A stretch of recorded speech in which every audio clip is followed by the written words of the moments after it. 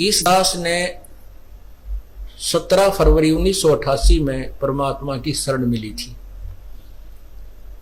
और उस दिन के बाद 6 वर्ष 1994 तक दास ने जेई के पद पर सर्विस की। काम करते, अपनी ड्यूटी करते करते भी हम भक्ति करते हैं। हमारा रूल यही है, काम भी करो भगवान ना भूलो, बुराई छोड़ दो। लेकिन 1994 में परमात्मा ने आदेश दे दिए गुरु महाराज ने कि तू इस काम ने संभाल। अब गुरु की आज्ञा का अवहेलन करना भगत का काम नहीं होता। जो गुरु वचन पर डट गए कट गए फंद 84 के। भाई जो गुरु वचन पर डट गए कट गए फंद 84 के। और उन्होंने अचानक मुझे बुलाकर पास बैठा लिया, कहने लगे आज से तू नाम दिया करेगा और जितने भी वर्तमान संगत थी सबको कह दिया और सबको बता देना कि जो इसको गुरु नहीं मानेगा वो मेरा कुछ नहीं होगा। मेरे पसीने आ गए कि मैं तो 2 कौड़ी का जीव, एक मजदूर आदमी, और परमात्मा ये इतना बड़ी जो है ना, इतना बड़ा जिम्मेवारी का काम। और उनके पुराने पुराने भक्त मेरे थे, लाल कपड़े पहन कर बाबा जी भी बन रहे थे, उनके साथ रहा करते। उनको सबको निकाल दिया था उनकी त्रुटियां देख जाकर। हमने नहीं पता था कि हो रहा है क्या इनका मालिक का उद्देश्य है। जब वो 104-5 साल की उम्र थी उस महापुरुष की, हमारे पूज्य गुरुदेव की। और कहा मैं तेरे साथ रहूंगा। और तीसरा शब्द एक दिन कहा था कि रामपाल तेरे सब बराबर इस संसार में संत नहीं होगा, पूरे विश्व में तेरे बराबर संत नहीं होगा। अब इस दास का और संत का के मेल था। हम तो भगत थे, दास थे, भगवान की भक्ति करते थे, अपनी नौकरी भी करते थे, बच्चे भी पालते थे। अब कहते हैं साध वचन पलटे नहीं, चाहे पलट जावे ब्रह्मंड। उनका वचन नहीं पलट सकता, उन्हें जो कह दिया सो कह दिया। तो वही ये फल गया। नहीं हमारी तो घर के ना सुने थे, शुरू में अकेला नाम ले रहा था। बालक भी तो बालक छोटे थे, वो तो घर जैसे कहूँ था मान जाए थे, उनकी माँ नहीं माने, फिर मेरे माता पिता नहीं माने। अगले भाई पुरानी लाग के ऊपर छोड़ना, बड़े साके में पा आया। फिर परमात्मा से अर्ज करी, धीरे धीरे वो समझन लागे। ना सुनते तो भी बोले जाता बावड़े की तरह। तो धीरे क्यों कान न कैसे बंद करेंगे वहां बैठे हुए। तो ये ऐसा निर्मल ज्ञान है, एक बार अंदर का सुबह कैसी सिरंजा जानते काम करेगी दवाई। तो धीरे धीरे कान के माध्यम से ये दवाई भेजी जाती है। और आज देख लो रंग ला दिया परमात्मा ने। उस परम पिता पूज्य गुरुदेव जी की शब्द शक्ति से सब काम चल रहा है और कबीर परमेश्वर हमारे सिर पर रहते। तो परमात्मा उस दिन के बाद सन 1995 में इतने 21 साल के बाद इतने पाठ हम घर घर पाठ किया करते थे। 3 दिन पाठ करते थे और एक दिन पहले जाना पड़ता था। ये दास स्वयं सेवा करता था, घर घर जाके उनके सब जहां हमने पाठ करने का स्थान देखना होता था उसकी सफाई करते थे।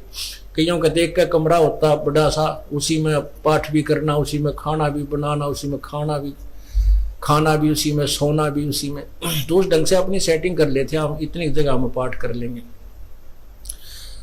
तो मेरा जाना अति आवश्यक था उस समय, क्योंकि ये स्टार्ट था भक्ति का और स्टार्ट था इस 500 यज्ञ करने का। किसी को नहीं मालूम था, बच्चे थे सहयोग देने लगे।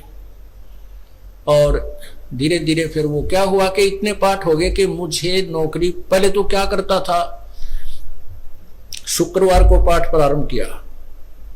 शुक्र ड्यूटी करके सामने चले जाते बृहस्पतिवार को, शुक्रवार को रात में तैयारी करते, शुक्रवार को शनिवार को अब पाठ प्रारंभ करके अपनी नौकरी पर चला जाता, फिर शाम ना आ लेता।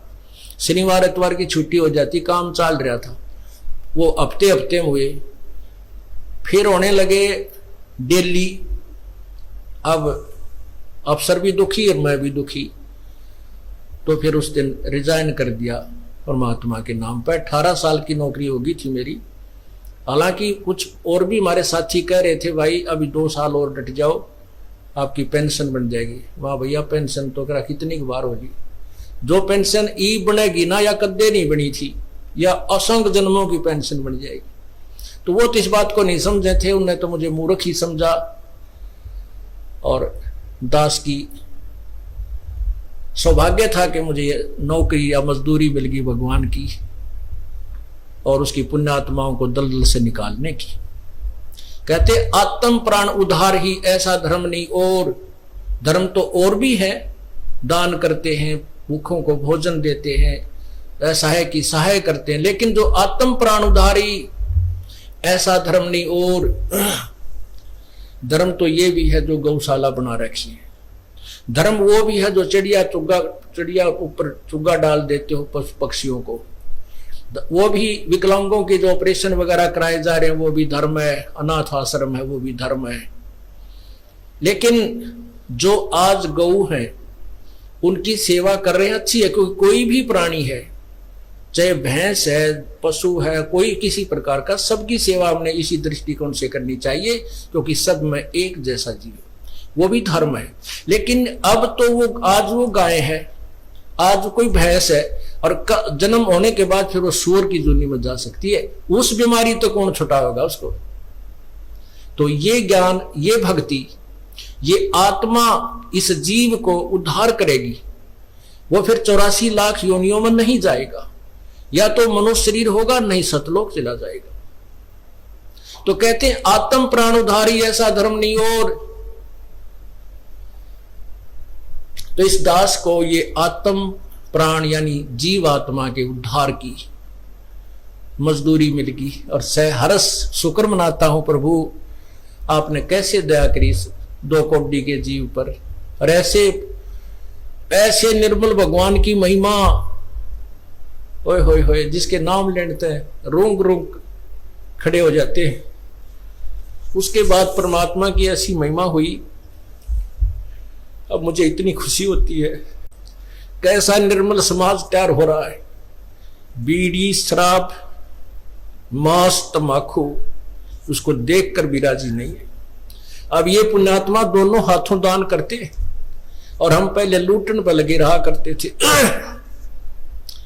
पाप बढ़ाते थे। ये माया साथ नहीं जानी थी कि इतना नरक इकट्ठा कर रहे थे। और परमात्मा क्या कहते हैं, सतगुरु के सिजदा करूं कर्म छुटाए कोटि, और जो ऐसे सतगुरु की निंदा करे फिर जम तोड़ेंगे होठ।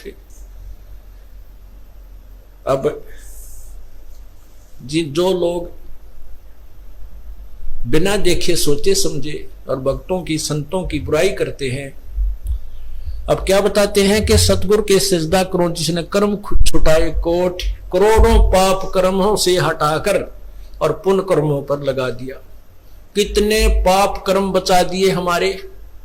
और जैसे ऐसे सतगुरु की जो निंदा करते हैं, कहते हैं उनके जम तोड़ेंगे होठ, यम के दूत उनके इसे लठ मारेंगे, चाहे कितने लागो, मुंह पे, होठा पे।